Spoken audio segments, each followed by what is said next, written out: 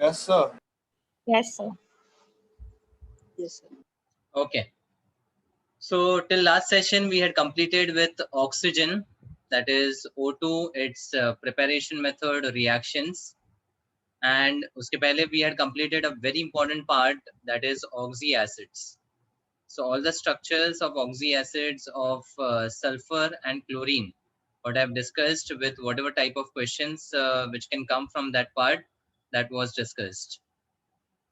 ठीक है, अब आगे बढ़ते हैं. The next topic is about the type of oxides. ये भी मैं आपको बता चुका हूं.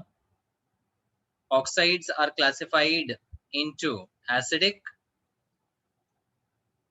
Basic, amphoteric and neutral oxides.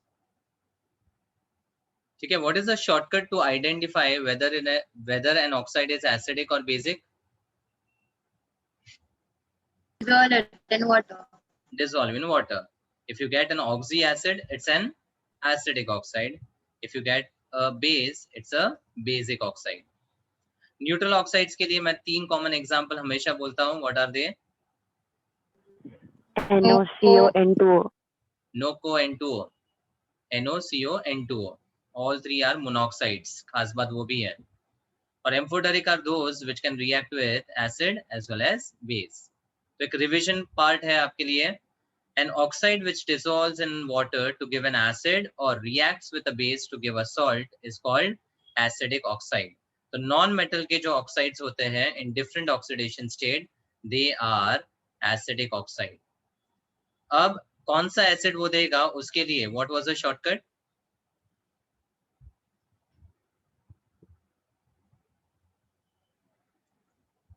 Yes. Why SO2 only gives H2SO3 and SO3 would give H2SO4? The oxidation state. Oxygen. So trick क्या है या स्टेटमेंट क्या है? An oxide when dissolved in water, if it is an acidic oxide, it gives the oxy acid in the Same oxidation. same oxidation state. लिख लो वापस, oxy acid in the same oxidation state. So SO2 with +4 when dissolved in water forms rus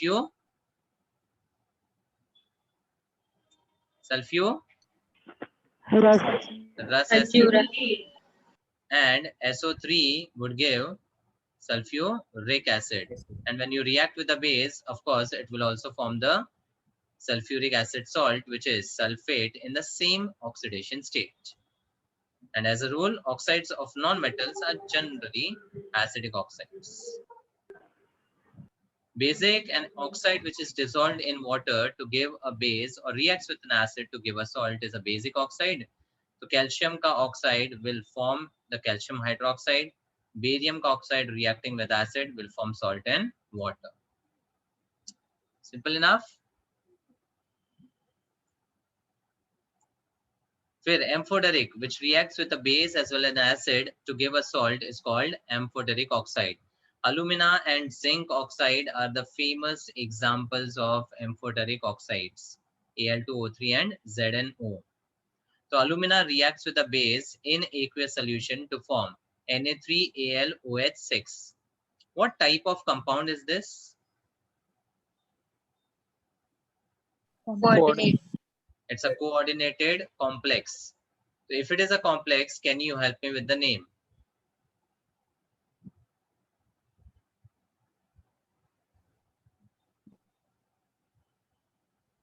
Sodium hexa hydroxy. Water is called hydroxy, na? Water is aqua. Aqua. Okay, so the OH is hydroxy. hydroxy. Sodium hexahydroxy aluminate. Correct. The complex is named by writing the name of the cation first. सबसे पहला और सबसे important rule, name the cation first. So it will be sodium. Then the anionic complex is having ligand as OH. So it will be hexa, hydroxo या hydroxy. And then aluminium, aluminium का anionic complex would be ended with aluminate, and then you write the oxidation state in Roman numeral. ठीक है. And alumina can also react with the acid in aqueous solution to form a complex with water. अब यहाँ पर observe करो कि when Al2O3 was reacted with aqueous NaOH, so the complex was having which ligand? OH. OH, hydroxo ligand था. ठीक है. और वही अलुमिना जब एसिडिक मीडियम में रिएक्ट कर रहा है तो it is forming a complex with aqua. That is a very important point to be noted. ये +3 और ये Cl-, so Cl3. समझ में आया? And that was an anion, whether this is a cation. Yes, so this will be an anionic complex and this is a cationic complex. ये second difference है. अलुमिना base के साथ जो कॉम्प्लेक्स बनाता है वो कैसा है? Anionic. Anionic. Please mention this. ये सब extra points है, important है. And वही एसिड के साथ जो कॉम्प्लेक्स बनाता है that is a cationic complex. So this is the name given for the anionic complex. अब इसका नाम बता दो. Hexaaqualuminum ion. Hexaaqua for the ligand. Aluminium ion. Ion and chloride है ना. अगर सिर्फ कटायन के नाम करना पड़ता तो ion. So aluminium 3 and chloride. Here? Yes, sir. ठीक है. So this is something which is important. Acidic medium में it forms a complex which is anionic and OH as the ligand. Basic medium में rather जब alumina basic behave करता है तो it forms a cationic complex. समझा? Yes, sir. Yes, sir. ठीक है. तो ये दोनों चीज मेंशन कर लो. Write the name and write the type of the complex which I have given over here. Okay. Then the oxides which are neither acidic nor basic are called neutral and the examples अब तक तो याद हो जाना चाहिए. NOCO N2O, that's nitric oxide, carbon monoxide and laughing gas या nitrous oxide. ये nitric oxide है, ये nitrous oxide है. NO is a nitric oxide, N2O is a nitrous oxide और oxidation number में भी फर्क है. इनफैक्ट एक का मतलब हायर ऑक्सीडेशन नंबर होता है. Oxide not acid, sorry. ठीक है. समझा? Yes, sir. Okay. So that completes the oxide part. अब ऑक्सीजन के अलोट्रोपिक फॉर्म्स में the second allotrope is ozone. Oxygen and ozone में रिलेशन क्या है? They are quickly they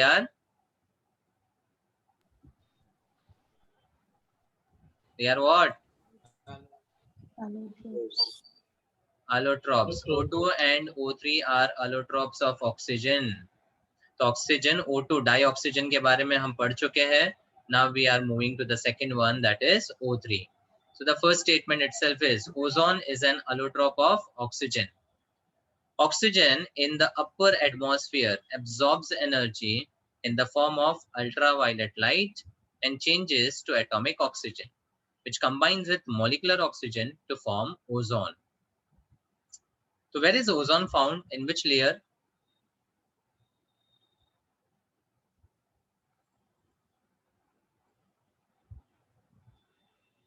Ozone is found in which layer of the atmosphere?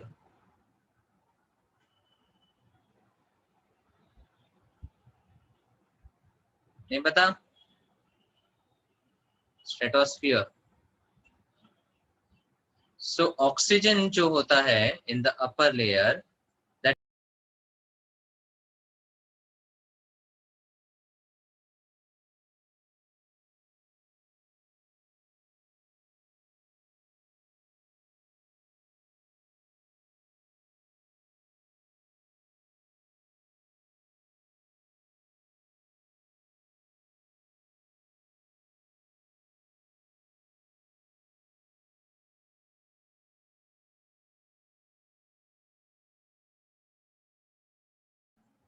Hello.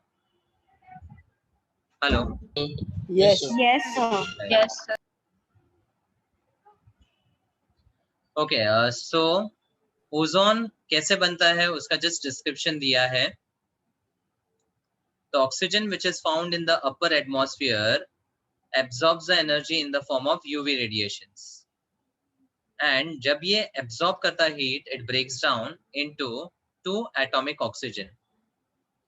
Now इसमें भी one is a ground state oxygen and other is the excited state oxygen. Now what does that mean? Because of the energy which is absorbed from the UV radiation, after breakdown, one of the oxygen atom has lower energy than the other. तो जिसके पास higher energy है, that is called oxygen in the excited state. Oxygen in the excited state. अब जो excited state वाला oxygen है, that has more energy. ज़्यादा energy होगा तो it is stable या unstable? Unstable. Unstable.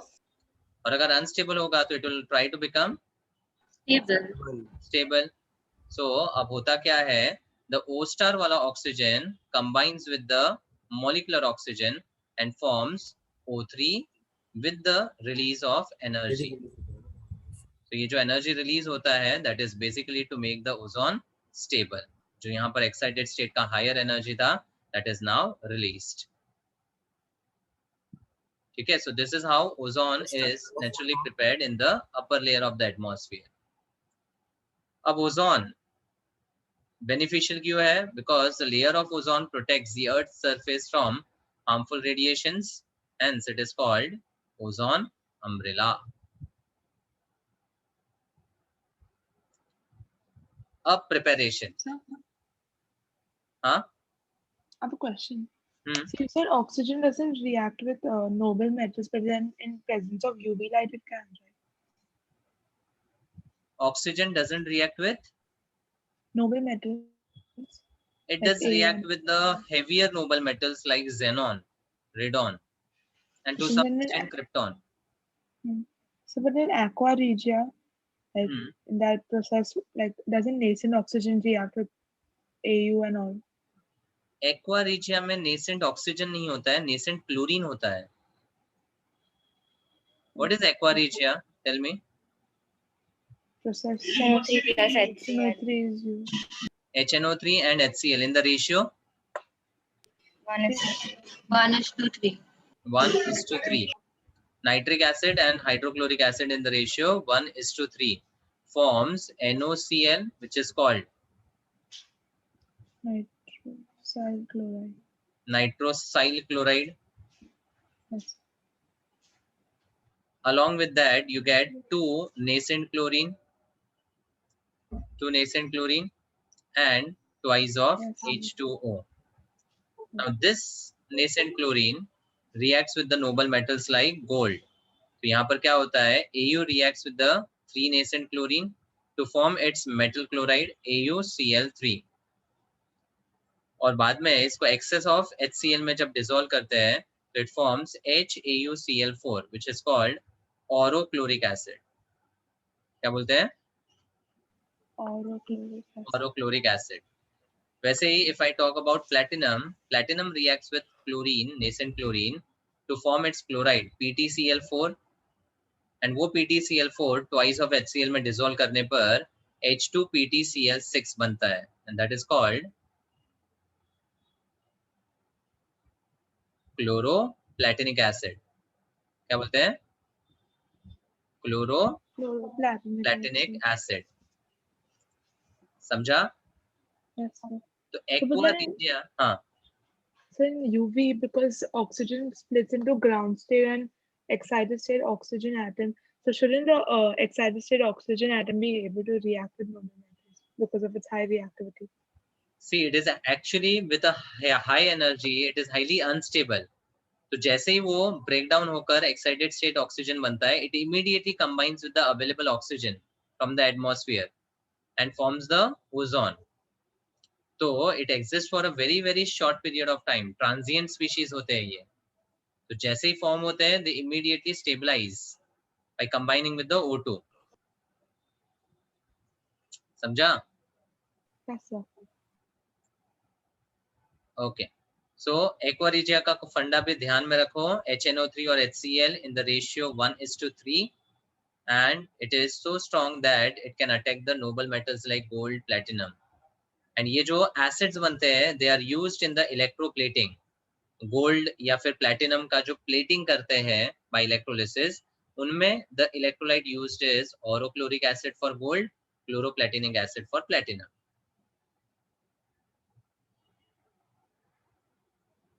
Okay Yes, sir. Okay. अब ozone का preparation in the laboratory. Ozone या O3 it is prepared in the laboratory by passing silent electric discharge through pure and dry oxygen in an apparatus called ozonizer. Ozonizer.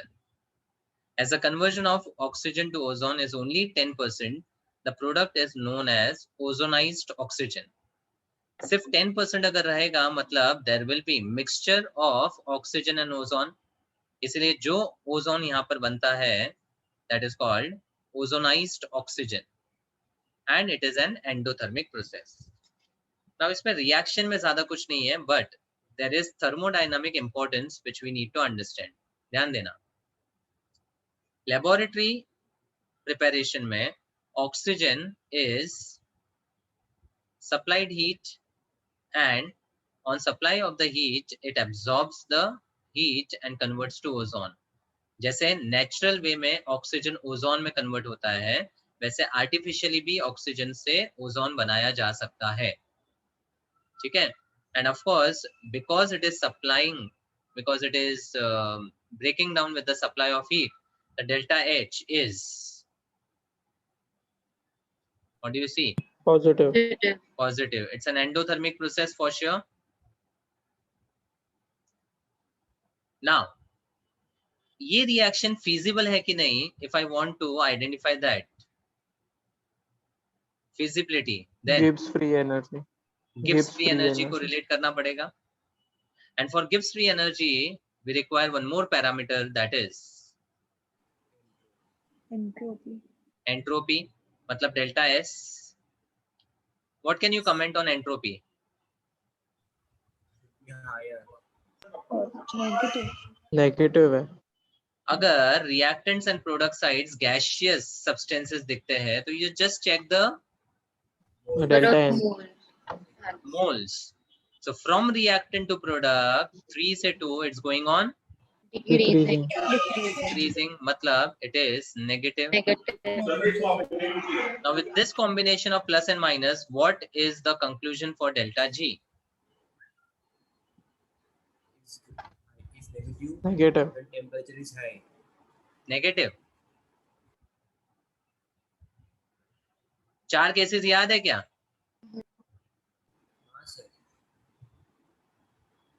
Quickly, plus and plus. Feasible at high temperatures. It will become negative only at HT. Minus and minus. Negative at LT. Negative at low temperature, matlab it will be spontaneous at low temperature. If first is plus, second is minus, Not spontaneous. it is never ever spontaneous because delta G हमेशा positive होगा and minus plus Always spontaneous. always spontaneous. बराबर. So we are looking at this particular case. Conclusion क्या है? Never spontaneous. Delta G is positive, मतलब oxygen से ozone spontaneously convert होता ही नहीं है. The reaction is never spontaneous. So if oxygen to ozone is never spontaneous, what can you comment on oxygen to ozone? Sir, never spontaneous. Huh? नहीं, oxygen to ozone is never spontaneous. हाँ Ozone सर, to आपने oxygen वही क्या पूछा. बोलोगे? हाँ, ozone to oxygen always spontaneous. Always spontaneous. मतलब O3 इतना ज्यादा अनस्टेबल है कि वो इमीडिएटली स्टेबलाइज ऑक्सीजन में होता है.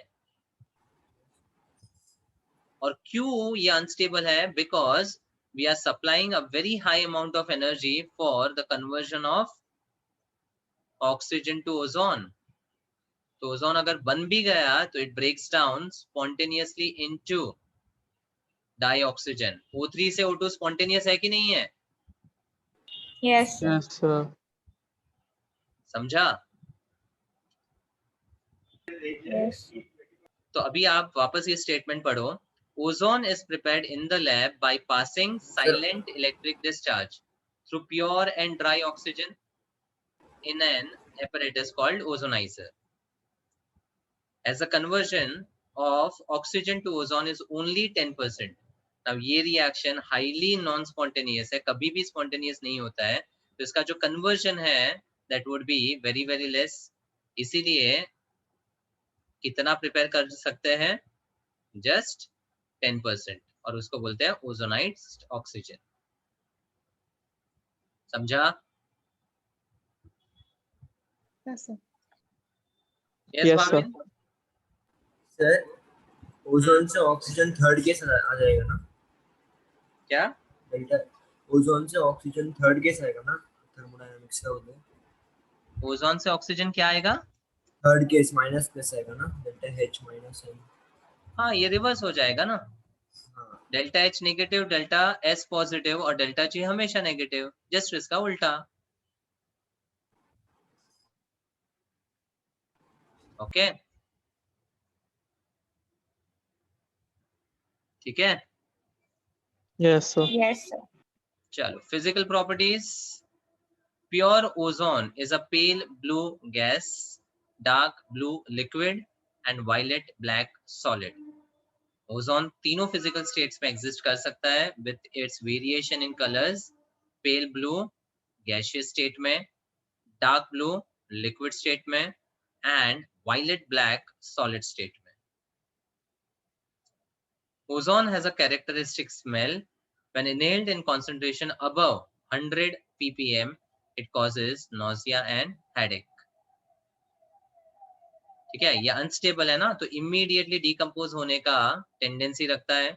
इसलिए if you are inhaling above 100 ppm, it will be dangerous. And it is diamagnetic in nature because it does not have any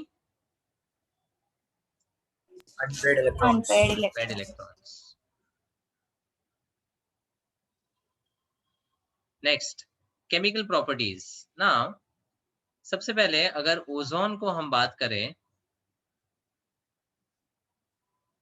तो स्ट्रक्चर ऑफ ओजोन में the two oxygen atoms are joined by Double bond. double Double bond, bond. Bond. and the third oxygen Single bond. Coordinate bond. coordinate bond. Coordinate. So there is a formal charge of +1 on central oxygen and -1 on the right oxygen, और ये वाला neutral है. These are called what charges? Formal charge. Formal charges. बराबर. Now with this formal charge, the oxygen का O plus can change to 0. If the O with a +1 changes to 0, what is this process called? Reduction. Reduction. And O with a minus changes to 0, sorry, oxygen 0, then it is called? Oxidation. Oxidation. मतलब ozone can undergo Oxidation and reduction. oxidation as well as reduction. इसलिए it can behave as both Oxidizing and reducing agent. oxidizing as well as reducing agent. समझा?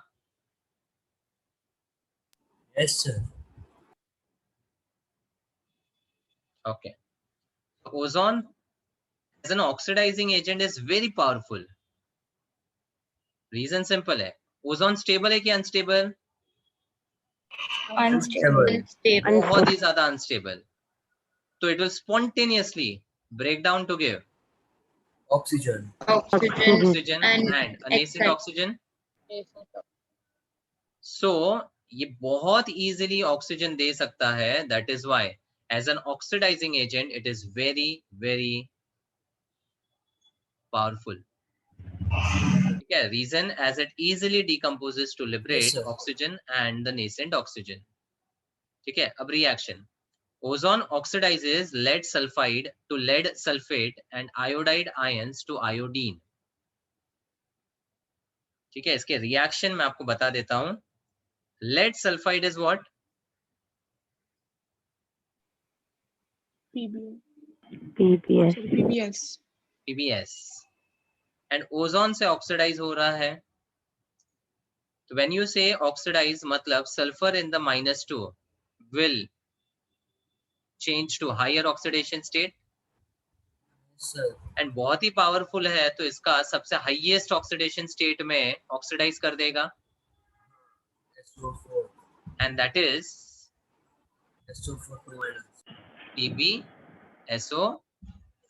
in +6. Yes, sir. Correct.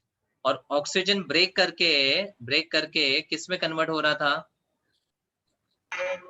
O2. Nascent oxygen.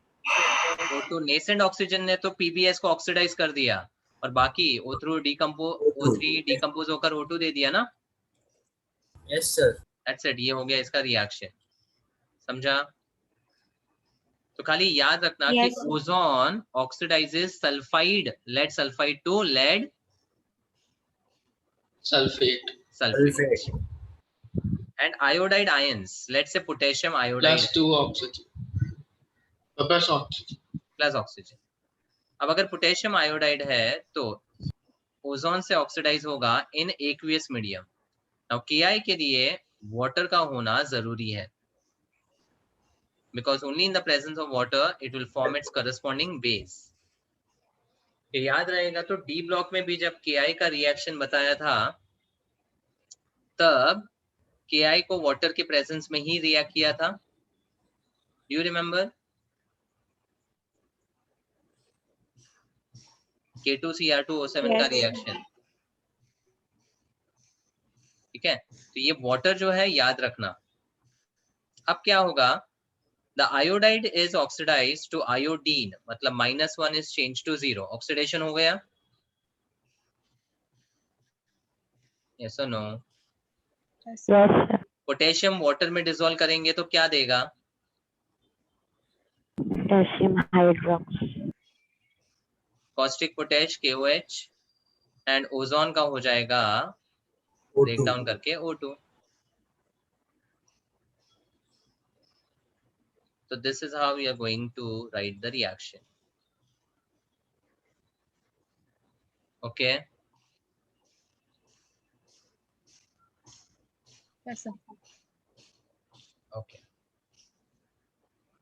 Now, if I have peroxide and I add ozone to it,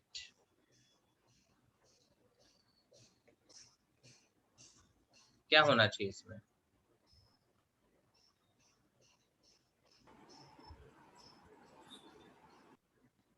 sir reduction होके water बनेगा.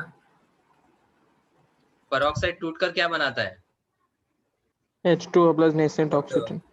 H2O plus nascent oxygen. वो oxygen O3 के साथ 2O2. O2 दे देगा. हाँ. अब अगर पेरोक्साइड के व्यू से देखे तो -1 of the peroxide is changed to -2. Yes, मतलब sir. peroxide is undergoing. Reduction. So ozone here will undergo. Oxidation. So ozone is behaving as a Reducing it. Agent. reducing agent. समझा? तो बहुत बार you will be just given a reaction like this and पूछा जाएगा कि ozone in this reaction behaves as what? समझा? इसमें redox के काफी कॉन्सेप्ट्स हैं जो आपको अप्लाई करने पड़ेंगे. ये कॉन्सेप्ट क्लियर है everyone? Yes, sir. Yes, sir. Okay. तो ओजोन का दोनों बिहेवियर जो मैंने बताया था as an oxidising as well as reducing agent. ठीक है, ये पेरोक्साइड वाला रिएक्शन टेक्स्ट बुक में नहीं दिया गया है, so you can note down this add on later. Sir. Sir दिया है. हाँ. अच्छा, हाँ आगे दिया है. दिया है तो well and good. Reducing statement- property में दिया है sir, reducing property. अच्छा नेक्स्ट है रिड्यूसिंग। ओके ओके ओके, हाँ ठीक है ठीक है। So Acha. how is ozone undergoing oxidation? Pardon? How is ozone undergoing oxidation? See, ozone as a neutral molecule, if you just look at the oxidation number, आप बोलोगे 0 से 0 हो रहा है, Yes, sir. but that is not correct. इसलिए मैंने यहाँ पर स्ट्रक्चर दिखाकर फॉर्मल चार्जेस बताए आपको। Yes, sir. तो when it is behaving as a reducing agent, what will happen? ये reducing agent का कौन सा रिएक्शन था? ऊपर वाला O का +1 is changing to O0. This is how you will relate it with. Neutral ozone से रिलेट नहीं करना है, वरना ये रिएक्शन समझेगा ही नहीं रेडॉक्स है कि नहीं है। प्लेन रिएक्शन देखोगे ना तो आपको लगेगा खाली सल्फर का चेंज हो रहा है, एंड ओजोन से ऑक्सीजन तो देयर इज नो चेंज ना थियोरेटिकली। हाँ सर, 0 to 0. 0 to 0। इसीलिए स्ट्रक्चरली जब हम देखते हैं तो ही वो समझ में आता है कि O का +1 जब O0 को चेंज होता है, इट इज रिडक्शन, मतलब here it behaves as oxidising agent, right? समझा? Yes, sir. आगे, ozone oxidises nitrogen oxide and gives nitrogen dioxide. तो NO जो एमिट होते हैं from various fuel engines, that is converted by ozone into NO2 with the release of oxygen. तो जो nitrogen oxide emit होता है from the exhaust systems of supersonic jet aeroplanes can bring forth depletion of ozone layer in the upper atmosphere. ठीक है, तो अगर atmosphere में nitric oxide का एमिशन ज्यादा हो गया तो वो इनडायरेक्टली क्या करेगा, ओजोन के कॉन्सेंट्रेशन को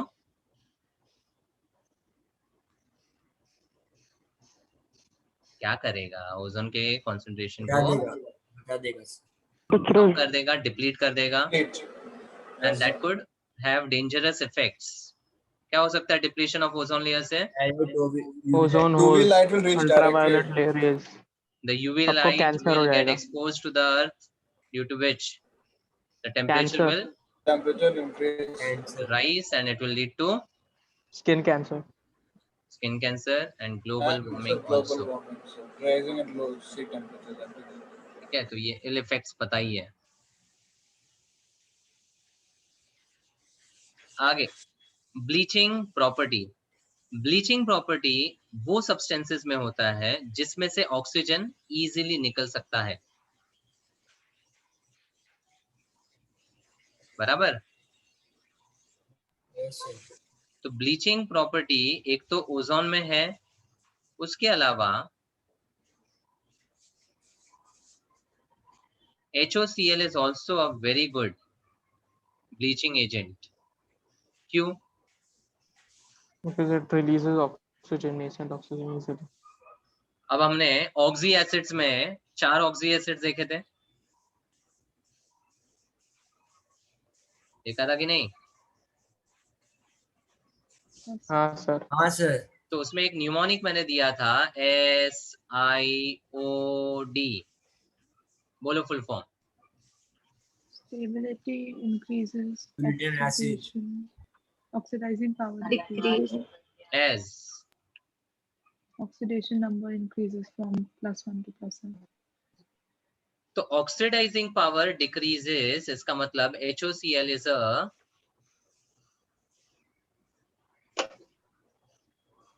व्हाट? Reducing agent. ए भाई ऑक्सीडाइजिंग पावर है तो क्यों रिड्यूसिंग पावर बोलेगा? Yes sir. HOCl is a powerful oxidising agent. Funda same है कि नहीं है? ओजोन भी ब्रेक होकर O2 एंड O रिलीज कर रहा है, HOCl भी ब्रेक डाउन करके HCl+ O रिलीज कर रहा है। This O itself is responsible for changing colored matter to colorless, and that is what is called bleaching. Yes. समझता है? बोलो. Yes, sir. So ozone acts as a good bleaching agent due to its oxidizing nature, releasing the oxygen. So the colored matter with oxygen is changed to colorless. ये oxygen radicals के form में coloured matter को attack करता है और उसको colourless बना देता है. क्या? अच्छा. Ozone bleaches in the absence of moisture, so it is also known as dry bleach. Dry bleach. अभी important क्यों है? Because ये जो HOCl वाला bleaching property है, that is only in the presence of moisture. और वो क्यों? Because क्लोरीन जब water के presence में add होता है, तो वो बनाता है HOCl. और वो HOCl immediately HCl plus O देता है. तो ये nascent oxygen ultimately किसकी वजह से आया? किसकी वजह से आया? Water. Moist chlorine की वजह से. तो इसीलिए chlorine water is called moist bleach. समझा? मैंने सामने सामने कंपैरिजन बताया है. Ozone is a dry bleach because it bleaches in absence of moisture, and moist chlorine is called as moist bleach because it is always in the presence of moisture. आता है समझ में? Yes. These are simply typical properties of the compound. एक बार go through करना है, चीजें clear हो जाएगी. फिर ozone reduces peroxides to oxides. ये बता चुका हूं मैं. तो अगर हाइड्रोजन का peroxide होगा तो वाटर और ऑक्सीजन में ब्रेक होगा. बेरियम का peroxide, now when you write barium का peroxide, it is Ba2+ and O2 2-. Yes or no? Structure कैसे होगा सर इसमें? This is O2 2-. ये वाला आपका मॉड थियरी से समझेगा ना? हाँ, बॉन्ड ऑर्डर. Bond order. और बेरियम का ऑक्साइड बोला तो Ba+2 and O with a -2. लेकिन पेरोक्साइड बोलना मतलब सिंगल बॉन्ड होना चाहिए ना दो ऑक्सीजन के बीच में. हाँ, तो O2 2- का मतलब क्या होता है? O single bond O -1 each. यही तो होता है O2 -2. ये पेरोक्साइड की पहचान है कि नहीं? हाँ, बेरियम किधर होगा सर? अरे barium +2 will be electrostatically attracted to the anion. Ionic bond होगा ना, मेटल और नॉन मेटल के बीच में. हाँ. जैसे Ba और O मेटल नॉन मेटल के बीच में बॉन्ड होगा, वैसे आयोनिक बॉन्ड इसमें भी होगा.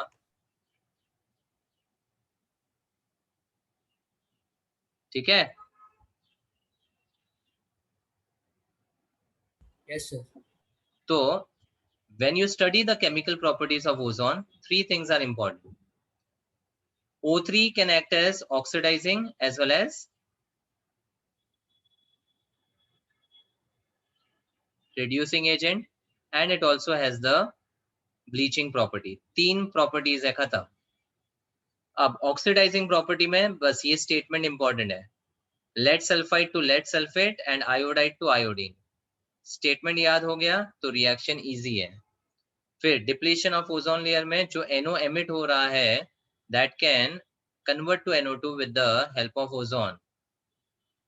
फिर bleaching में this O is responsible to change the colored matter to colorless, and reducing में peroxides would decompose to oxides, peroxide to oxide, peroxide to oxide. Yeah. Yes sir. Yes, sir. चलो ozone का depletion वापस वही फंडा. Thinning of ozone layer in upper atmosphere is called ozone depletion. The O3 layer in the upper atmosphere absorbs harmful UV radiations from the sun, thus protecting people on Earth. Depletion of ozone layer in the upper atmosphere is caused by nitric oxide released from exhaust system of car or supersonic jet aeroplanes.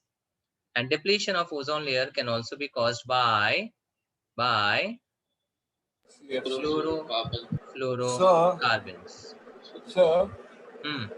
how do you figure out what is the mechanism behind the O3 molecule absorbing UV rays? Like, what is the how to absorb it? Like, while O2 can't, but how does O3 absorb it? Like, what is the science behind it? See, thermodynamically अगर हम देखें तो O3 जब heat को absorb करता है तो what does it form? Oxygen. Oxygen. And which is more stable? Oxygen. So ozone जो कि एक अनस्टेबल कंपाउंड है वो इजीली हीट एब्जॉर्ब करके ऑक्सीजन में ब्रेक डाउन हो सकता है. Thermodynamically this particular break down is very very feasible, feasible as well spontaneous. as spontaneous. Thermodynamically spontaneous है कि नहीं है? Yes, sir. So then it's anyways constantly being depleted through the UV absorption. So there might be a cyclic process where it's again getting increased and decreased at the same time. That's how the balance is there. Yes. जो ozone balance है वो इसी तरह maintain होता है. It's a cyclic process. No, it's not like it's correct. there. Yes. 100%. Okay. फिर Yes, sir. Thank you. depletion of ozone layer can also be caused by chlorofluorocarbons. CFCs बोलते हैं इसको. और ये freons जो है they are used in aerosol and refrigerators and their subsequent escape into the atmosphere. तो earlier जो refrigerants होते थे उनमें these freons were used, but later on these freons were banned because of their effect on the ozone depletion. अच्छा, freon का formula क्या है? ऐसे बहुत सारे कैटेगरी ऑफ फ्रियॉन्स आते हैं, but the simplest freon is बोलो. CHF2. हाँ, CHF2. EHF. It's chlorofluorocarbon Baba. Yeah, Cl2F2. CCF2. Dichloromethane. Dichloro-difluoromethane is CF2Cl2, that is freon.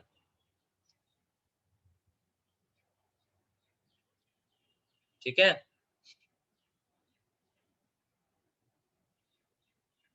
समझा? Yes, sir. Yes, sir. The depletion of ozone layer has been most pronounced in polar regions, especially over Antarctica.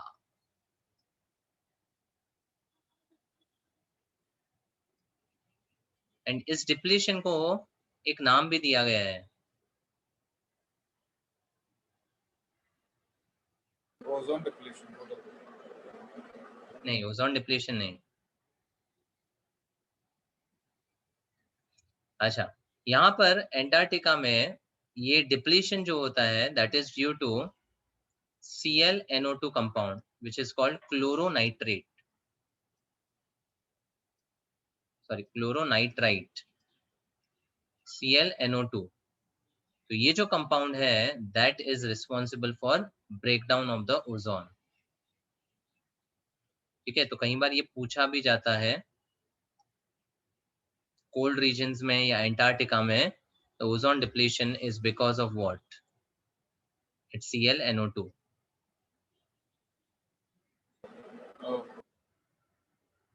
Okay, ozone depletion is a major environmental problem because it increases the amount of UV radiation that reaches Earth's surface, thus causing an increase in rate of skin cancer, eye cataract, and genetic as well as immune system damage among people. So that is ill effects. Got it? Yes, sir. Okay, अब जो discuss किया है उसी के ऊपर एक question है. high concentration of ozone can be dangerously explosive. अगर one word reason आपको बताना है, why is ozone dangerous? Because it Spontaneous. dissipates to easily Yeah, give see, oxygen, nascent oxygen, which supports combustion. हाँ. And thermodynamically, ozone as a molecule is highly, Unstable. Unstable. so it will immediately or spontaneously break down to give Oxygen plus Oxygen. oxygen and nascent oxygen.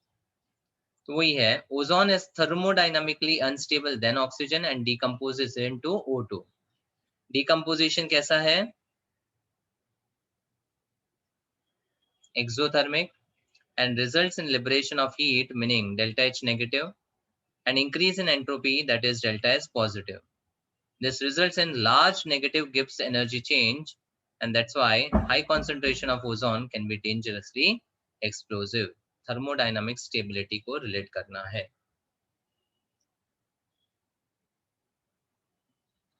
समझा? So, Yes, sir. अब ozone का structure. So if I draw the structure once again, it was O with a double bond O and a coordinated with oxygen. One lone pair plus, minus. 3 lone pair minus, and 2 lone pairs here. ठीक है? So if you apply the Vesper over here, what is the hybridization? sp2. There are 2 BPs and 1 LP. Everyone. sp3. Hybridization में 2 BP plus 1 LP आप बोलोगे sp2, और sp2 में lone pair की वजह से the shape will be bent or angular. So that's why ozone is an angular molecule. ठीक है? अब दूसरी बात, यहाँ पर आप देखोगे तो there are pi bonds and the lone pairs and they are in Resonance. conjugation, मतलब resonance possible है. pi Yes. alternate lone pair का resonance possible है. ये देखो यहाँ पर. So this lone pair will migrate over here with the shifting of pi electron. You get the resonating structure like this. Yes, sir, तो minus shift हो जाएगा. And जहां पर भी resonance होता है वहां पर bond के lengths सेम रहते हैं. सेम हो जाते हैं.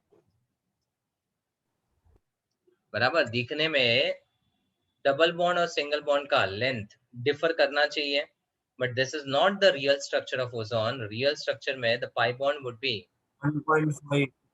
Distributed between. distributed equally. तो अगर इसका बॉन्ड ऑर्डर पूछा जाए तो क्या बोलोगे? 1.5. 1 sigma and half pi. That's 1.5 bond order. और अगर बॉन्ड ऑर्डर इक्वल है तो बॉन्ड लेंथ भी इक्वल ही है. इक्वल हो जाएगा.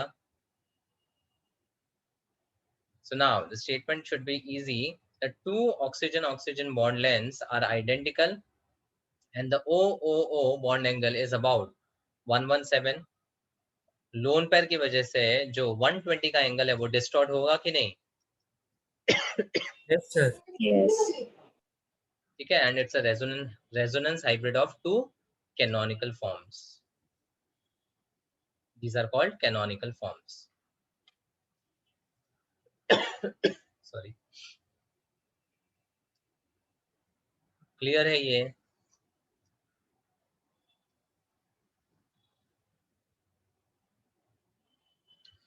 Make a note of hybridization. Write it sp2.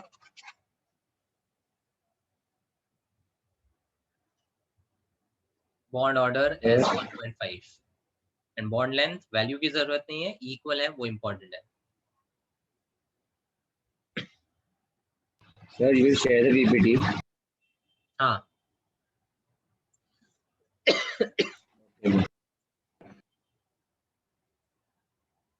Uses of ozone. It's used for air purification at crowded places like cinema halls, tunnels, railways. How ozone could be used for air purification?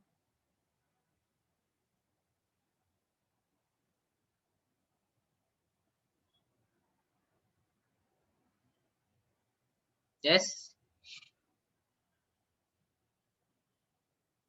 So it reacts with the Absorb all the impurities. It will have the tendency to absorb all the impurities. क्योंकि ozone खुद unstable है और break down करके O2 plus oxygen देगा, तो जितनी भी impurities है, it has a tendency to absorb it and make the forward reaction more feasible and spontaneous. Yes, sir. Sterilizing drinking water by oxidizing all germs and bacteria because it's a powerful oxidizing agent. For bleaching, ivory, oil, starch, wax, and delicate fabrics such as silk because it's a good bleaching agent. In the manufacture of synthetic camphor, potassium permanganate, etc. Ozone से बहुत सारे compounds बनाए भी जा सकते हैं, जैसे O3 से रिएक्शन आपने देखा कि PbS was converted into PbSO4, iodide was converted into I2, peroxide were converted into oxides. बराबर? Yes, sir. Okay. So with that we complete with the oxygen part of group 16. तो आप flow समझ रहे हो? Group 16 के दो elements के compounds हम डिस्कस कर रहे थे, उसमें से ऑक्सीजन का डाइऑक्सीजन, ऑक्सीजन के लिए ऑक्साइड्स एंड ऑक्सीजन के लिए ओजोन हमने डिस्कस किया. ये पूरा केमिकल रिएक्शंस के पार्ट में आ गया. और ये पूरा पार्ट अगर देखोगे तो इसमें कुछ भी नहीं है, बिकॉज ऑक्सीजन के नॉर्मल प्रिपरेशन और वेल नोन रिएक्शंस है.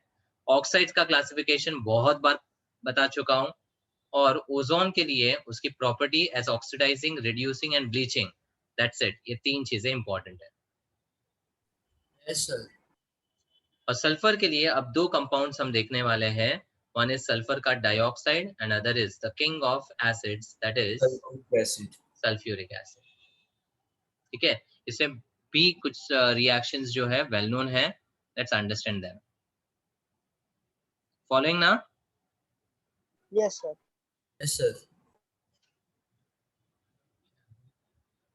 Okay, compounds of sulfur, sulfur dioxide, preparation method. So sulfur dioxide gas can be prepared by simply burning of sulfur in air. Air. So sulfur, now when they write sulfur in the solid state, which allotropic form of sulfur they are referring to?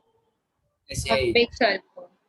Rhombic sulfur. ये भी कई बार पूछा जाता है, या thermodynamics में when you are writing the reaction for burning of sulfur या combustion of sulfur, then you have to write 1 mole of sulfur in its standard state would give its oxide, है ना? तब ये जो सल्फर है वो rhombic sulfur होता है, वो याद रखना है. समझा? Yes, sir. और दूसरा रिएक्शन इंपॉर्टेंट है, from sulphite. In the laboratory, sulfur dioxide is prepared by treating sodium sulfite with dilute sulfuric acid. अब फंडा सिंपल है. SO2 का करस्पॉन्डिंग सॉल्ट कौन सा है और SO3 का सॉल्ट कौन सा है?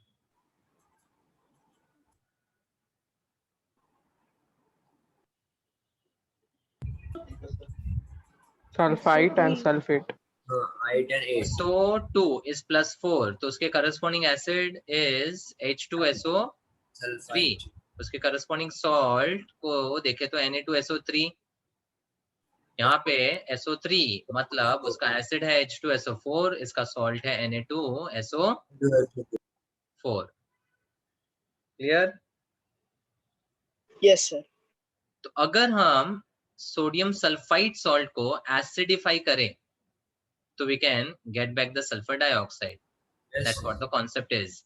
Na2SO3 reacts with H2SO4 to form Na2SO4. Oxidise होगा कि नहीं? +4 से +6. एसिड है तो पानी तो मिलना ही है, and we will get the SO2.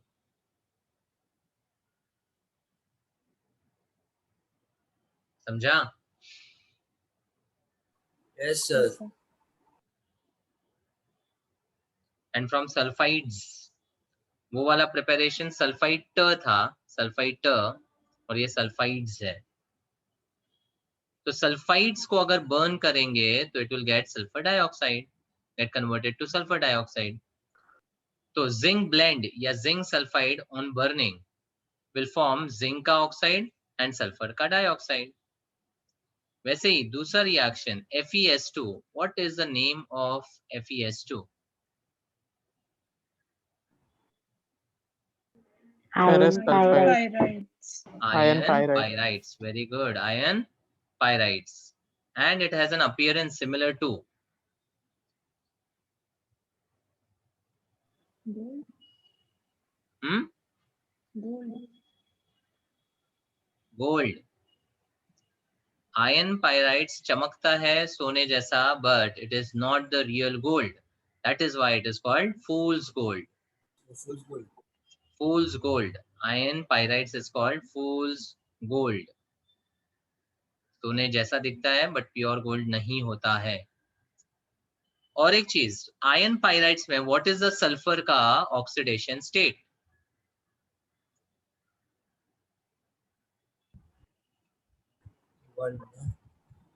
हाँ, -1. -1. So pyrites are similar to oxygen का Peroxide. peroxides. तो ये S2 -2 है, यानी S के ऊपर the oxidation number is -1. So it's Fe+2 and S with a -1. Clear है? Yes, sir. Yes, sir.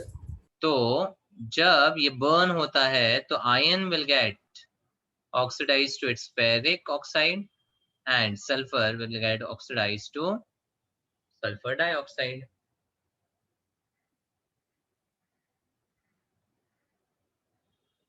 बराबर? Yes. कोई डाउट इसमें? अच्छा, listen. If I talk about FeS2, in this reaction, iron is undergoing, Oxidation. sulfur is undergoing, Reduction. Oxidation. Oxidation. oxidation only. Oxidation. यहाँ पर total oxidation जो हो रहा है that is for iron as well as sulfur. Yes, sir. तो अगर मैं आपसे total increase in oxidation number पूछूं तो क्या बोलोगे? How much is the increase? Average. नहीं, एवरेज नहीं। 6. चेंज इन ऑक्सीडेशन नंबर पर atom multiply by number of atoms. 6. Change 6. कितना हो रहा है आयन का? Plus 1 से 1 इनटू कितने एटम्स है? 2. 2.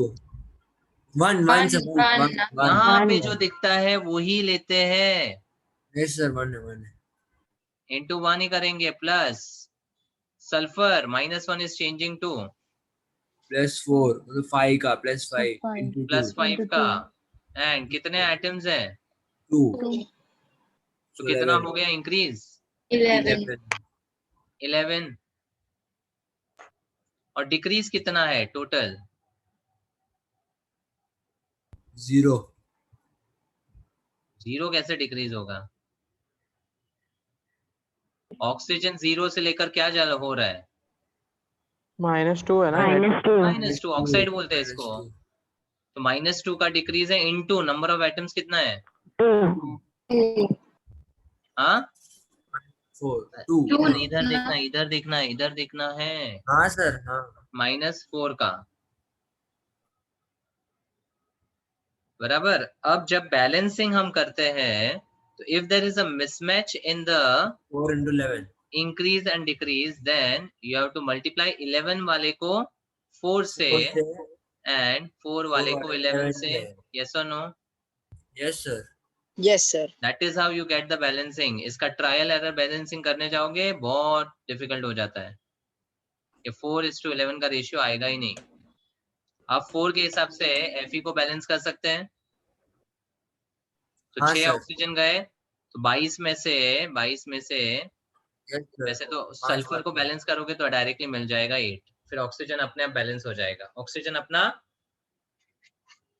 22 बैलेंस हो है। जाए। दोस्त, ऑक्सीजन अपना दोस्त बैलेंस हो जाता है। देखो आयन को बैलेंस किया ट्वाइस और सल्फर को बैलेंस किया 8 से। Yes, sir. समझा बैलेंसिंग कैसे किया? हाँ सर। ठीक है, तो ऐसे भी क्वेश्चंस आ सकते हैं जहां पर आपको रॉ रिएक्शन दिया होगा और फिर बैलेंसिंग करने बोला होगा, उसके लिए ये वाला मेथड आपको यूज करना है। ऑक्सीडेशन नंबर मेथड बोलते हैं इसको, जो रिडॉक्स में लास्ट ईयर किया हुआ है, इसका शॉर्टकट है। समझा? Yes, sir. तो प्रिपरेशन मेथड में कुछ भी नहीं था, खाली एक ही प्रिपरेशन FeS2 का इंपॉर्टेंट है। पहला प्रिपरेशन सल्फर का बर्निंग, कभी पूछेंगे भी नहीं। फिर सल्फाइड से H2SO4 यूज किया तो सल्फेट बनकर SO2 रिलीज हुआ, वो भी सिंपल है। फिर कोई भी सल्फाइड को बर्न करो तो सल्फर डाइऑक्साइड बनेगा, उसमें आयन पाइराइड्स का burning is very important with respect to the name, with respect to the balancing and the overall reaction.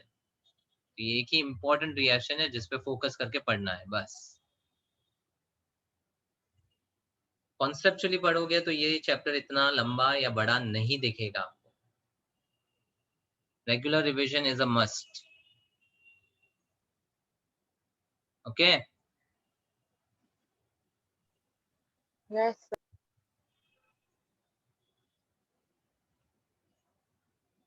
Okay, sulfur dioxide is a colorless gas with a pungent or a bad smell. It is poisonous in nature, toxic. SO2 is highly soluble in water and its solution in water is called sulfurous acid. Yes, Yes, sir. and it liquefies at room temperature under a pressure of 2 atmosphere and boils at 263 Kelvin. Factual data है, go through करना है। अब coming to the main part, the chemical reactions. SO2 में chemical reactions important है, though they are simple but it is very important. Reaction पहला, with chlorine.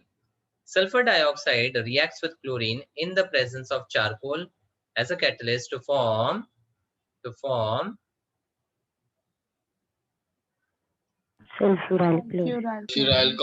sulfuryl chloride. So there is a very important difference between SOCl2 versus SO2Cl2. Ionyl chloride and sulfur. SOCl2 is thionyl chloride and SO2Cl2 is called sulfuryl chloride. ठीक है, difference ध्यान रखना। फिर sulfur dioxide is oxidized by dioxygen in the presence of vanadium dioxide. In fact, it's vanadium pentoxide V2O5 to form sulfur trioxide, and this itself is the reaction in the preparation of sulfuric acid by contact process. Yes, ठीक है। दूसरा, sulfur dioxide is an acidic oxide. So as an acid, it has a tendency to react with base. and with base वो कौन सा salt बनाएगा? Sulphide के sulphate, Right. because So it is in I- which oxidation state? +4. Same oxidation state में ही salt बनाता है। और अगर Na2SO3 जो यहाँ पर बना है, if you further add water and SO2, it gives you NaHSO3, which is called sodium bisulfite या hydrogen sulfide. Yes, sir. Can I correlate this reaction with carbon dioxide? NaOH plus CO2 क्या देता है? Na2CO3 plus H2. Sodium का carbonate. और sodium का carbonate further dissolved in water and passed with carbon dioxide gas converts the carbonate into Carbonate. AHCO3. bicarbonate. Yes. अब खाली C उड़ाओ, S लगाओ, आपका पूरा रिएक्शन क्लियर हो जाता है. Yes sir. Motion. ठीक है, तो इन चारों रिएक्शन में वंस अगेन कोई ज्यादा रॉकेट साइंस नहीं था. It was a very simple concept related to the reactions of SO2. Yes. आगे, before I move to the reaction, again SO2, sulfur is in what oxidation state? Plus 4 oxygen. +4. तो अगर ये +4 है मतलब can it undergo oxidation? Yes, sir. Yes, sir. ये sulphur का maximum कितना है? +6. +6. And can it undergo reduction? Yes, Yes sir. sir. Yes sir. Yes. Least कितना है? -2. -2. -2. मतलब once again SO2 behaves as Oxidizing and Oxidizing as well as reducing.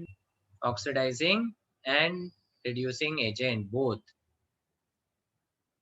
तो trick क्या था? Any element which has an oxidation number in the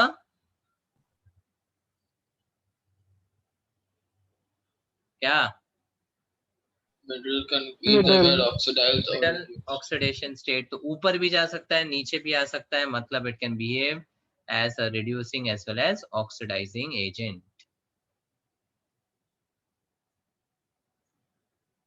ठीक है, अब quickly reaction देखते हैं. Sulphur dioxide acts as a reducing agent in the presence of Moisture. moisture. मतलब अगर SO2 reducing agent की तरह काम कर रहा है तो आप हमेशा देखोगे SO2 के साथ क्या है? H2O. Can you see in all the reactions? Yes sir. तो ये in the presence of moisture वाला statement बहुत important है, so that when you write the reaction आपको याद हो कि SO2 अगर reducing agent का काम कर रहा है तो पानी तो होना ही चाहिए. It is a medium for SO2 to behave. तो अब अगर मेरे पास फेरिक आयन है और ये reducing agent का काम कर रहा है तो ferric will reduce to Ferrous. ferrous and sulfur dioxide का sulfur will undergo Oxidation. and will form H2SO4. है ना, इन्होंने आयोनिक फॉर्म में दिया है, चलेगा ना? Yes sir. वैसे ही परमैंगनेट अगर रिड्यूस होगा तो +7 will change to +6. +2 and iodine will get reduced to iodide.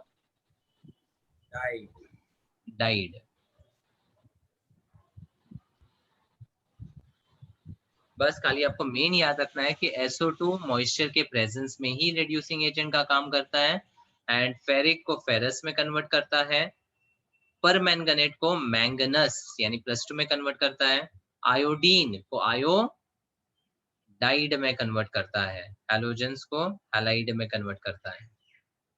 बस खाली इतना ध्यान रखो, आपको रिएक्शंस बहुत इजीली आ जाएगा.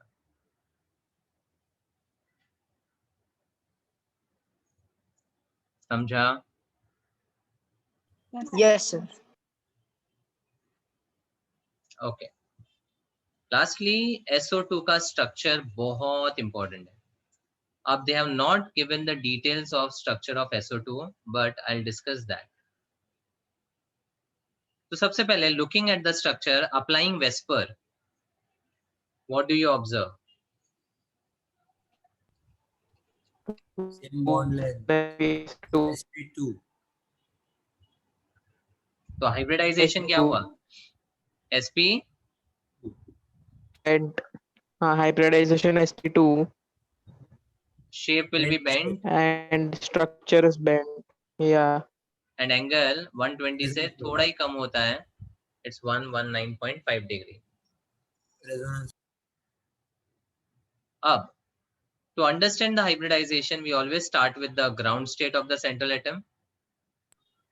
तो सल्फर अपने ग्राउंड स्टेट में कॉन्फ़िगरेशन क्या रहता है?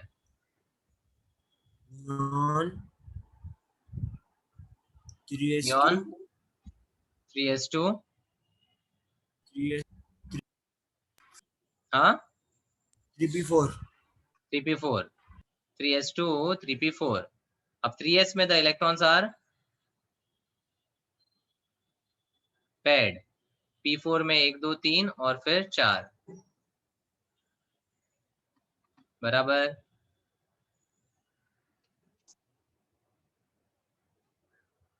समझा?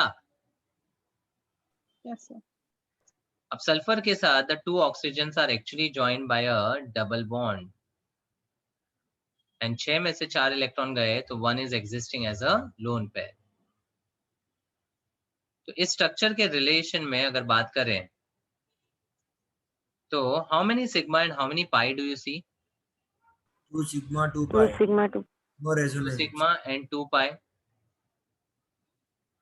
So the hybridization is always dependent on the sigma bonds and the lone pairs. So that's how we come to the conclusion 2 BPs 1 LP equal to 3. बराबर. Yes sir. अच्छा, अब ground state में जो unpaired electron है they will be overlapping to form the sigma bonds. और pi bond बनने के लिए कंडीशन क्या होता है? Pi bond is formed by what type of overlapping?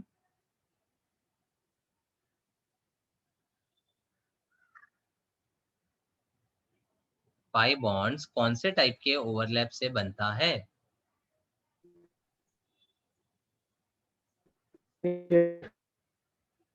हाँ PP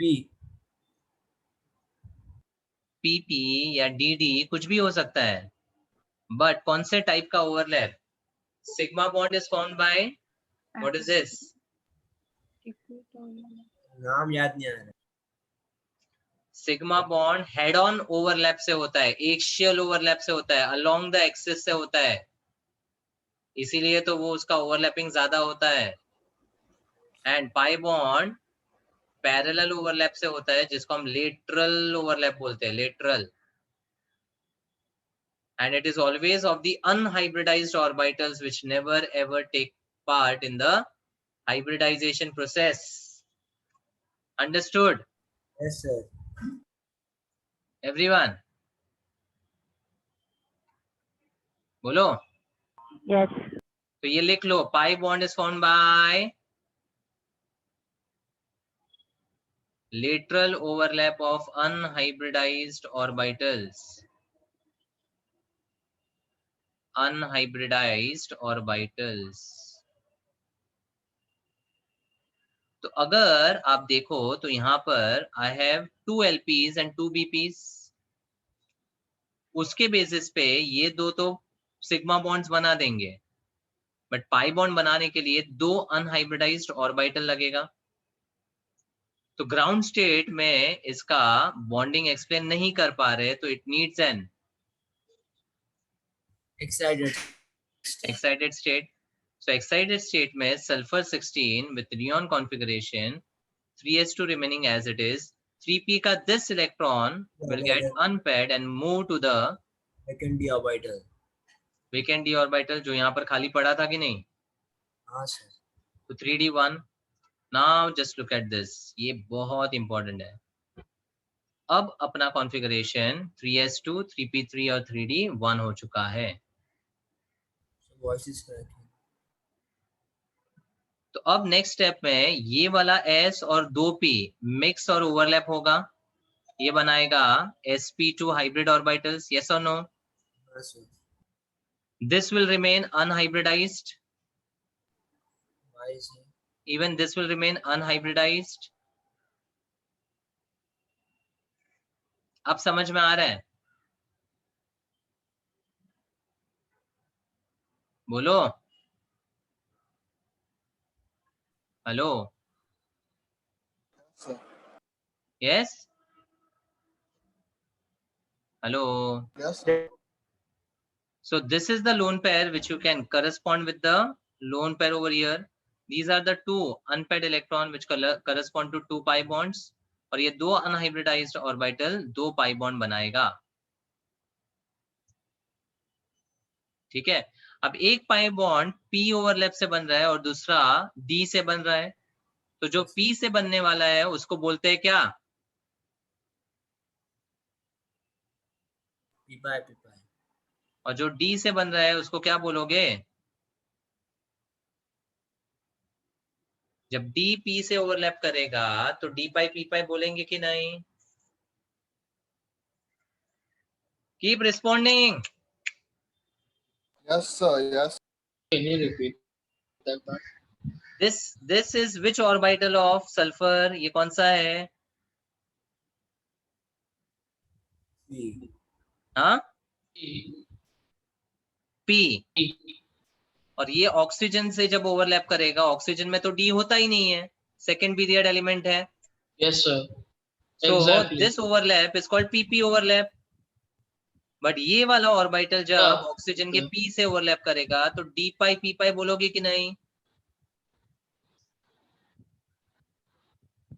Okay, yeah, because there's a D in S and there's no D in, that's why P and D. Yes, this is d and oxygen का p से overlap करेगा. This is p and oxygen के p से overlap करेगा. Okay. अब with this information statement देखो, sulphur dioxide is angular with OSO bond angle of 119.5 degree. इसी को OSO bond angle बोलते हैं, ये वाला.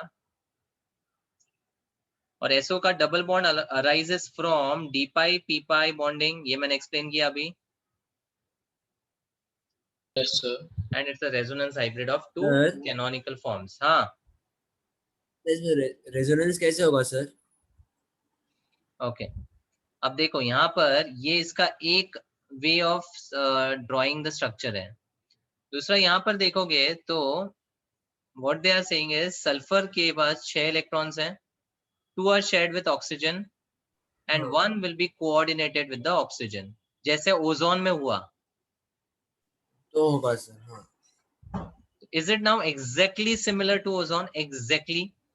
Yes sir. अब सब फंडा जैसा ओजोन में अप्लाई किया था वो यहाँ पे अप्लाई हो जाएगा. कौन सा रियल स्ट्रक्चर है सर दोनों में से? Both are acceptable structure. Canonical structure तो रियल होते ही नहीं है ना वैसे भी. तो ये भी मेरा हाइपोथेटिकल है, ये भी हाइपोथेटिकल है. रियल कैसा दिखेगा? जिसमें ये पाई बॉन्ड आधा आधा बटा हुआ होगा. हाँ. समझा? जैसे ओजोन का रियल स्ट्रक्चर देखा वैसे SO2 का होगा ना.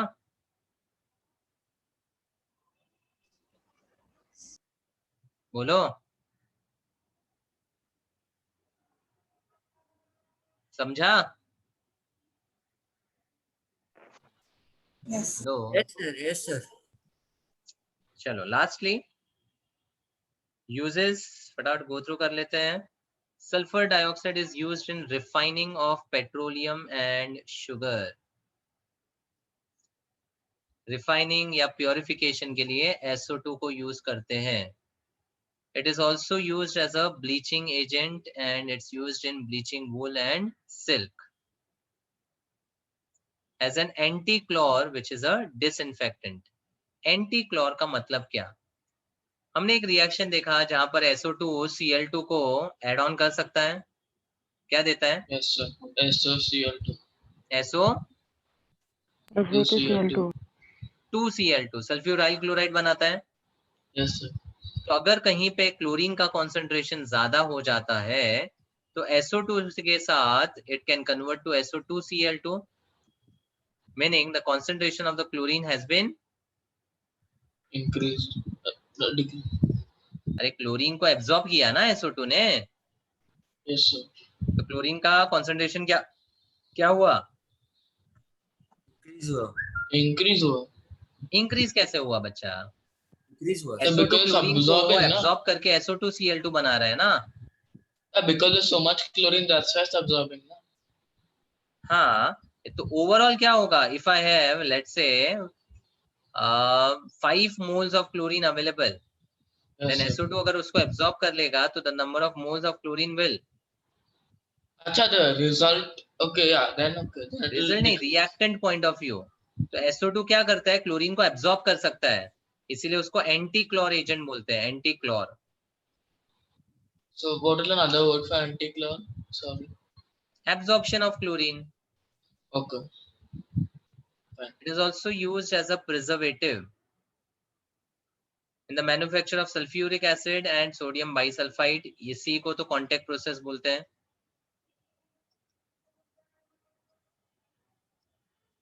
And जो liquid SO2 है, that's used as a solvent to dissolve a number of organic and inorganic chemicals. तो अगर main highlighting words देखोगे, refining में use होता है, bleaching में use होता है, anti-clor है, preservative है और solvent है. Okay, And a sir. raw material in the manufacture of many important chemicals. Yes, sir. Understood? Yes, sir. So with this, we complete with the sulfur dioxide preparation reaction uses. अब देखोगे तो the flow is same. A compound का preparation is discussed, उसकी physical properties, chemical reaction and the uses. और ज्यादा नहीं है, जैसे ऑक्सीजन का मैंने बताया O2 और O3 का डिस्कशन था, वैसे सल्फर का SO2 और H2SO4 है. So till now we have completed dioxygen, ozone and SO2.